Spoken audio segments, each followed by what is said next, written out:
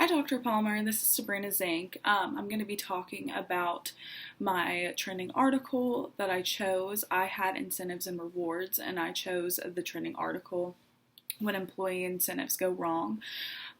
Basically, what the article was talking about was how incentives and rewards that they have been put into place for such a long time. And the whole goal of implementing these is to motivate individuals to increase work ethic and also have a better outlook on going to work, when in reality that doesn't always happen. Essentially, with incentives and rewards, a lot of people view this as a transaction. That's what they were talking about in the article. And with transactions, people don't really enjoy their job, or it doesn't motivate them, especially with our generation. This is another thing that the article went in and talked about, is how we look for more meaningful purposes in life, and we have a bigger outlook on life because we value our outside life over work life always. And I do find this really interesting because it is true. I work in an environment where incentives and rewards are imposed, and essentially I found myself, I was being extremely selfish, and others were as well, and it did create a hostile work environment, which that is something that we did discuss in class. Another thing, I've written some stuff down here. In the article, incentive plans offer more attractive packages without overcommitting.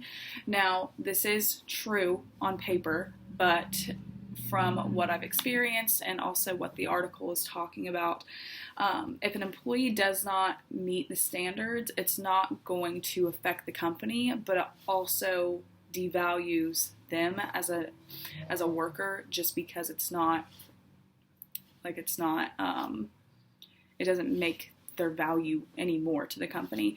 And also, incentives and rewards, they can also be taken away at any given point, and that's never a good look for the worker, just because this means that they don't value them as a person. Instead of just putting this into like their salary package, they won't do that. And whenever times get tough, those are the first things to go, and that's why there's also a ton of employee turnover with incentives and rewards. If they just stopped doing that and increased the salary overall, I do think that people would be more willing to stay.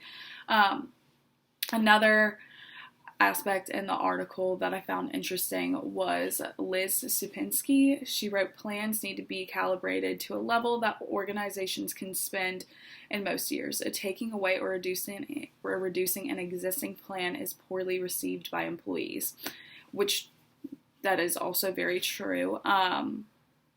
We have personally, because we are in a recession right now, they took away some of our incentives, and almost every single person in our office quit. They weren't willing to up the pay, and more importantly, they weren't willing to essentially put in another plan for us to gain, so there was no point in staying at that point. Another reason why this article contributes to what we are learning in this class, the goal setting theory, where like your goal is to serves as a motivator to focus on the efforts that or employees towards desired outcomes when goals are specific, challenging, and attainable. So with incentives and rewards, yes, the goal setting theory does come into play, but if you are taking away those goals or they're not set in stone, it's never going to be, you're always going to have high turnover. Also, the expectancy theory. This is another reason why I don't think that incentives and rewards work very well, is because employees make decisions regarding how to act at work based on which behaviors they think will lead to the most valued outcomes. If you don't receive that outcome, I think that, once again, turnover is a very huge thing. And also, I don't think that with our generation it's very draining for people to feel that way, and I think that they want to work in a more team-based environment. So people will steer clear from incentive and reward-based jobs. I do know almost 99% of publicly traded companies use incentives and rewards, and I think that's why people are not feeling as valued anymore. But I do think that the article was very interesting just because they made a lot of points, especially about our generation, that are true. Because with my job, I know for a fact that the majority of everything that they stated has happened. And also, I don't think that your job environment should only be about a transaction. With the transaction, you're not going to enjoy your life. It's just like going to the grocery store. It's not a fun thing to go and do. So, but other than that, I think that this article was a great way, and it was associated with this class and what and the article that I was presented. But have a great day and happy holidays.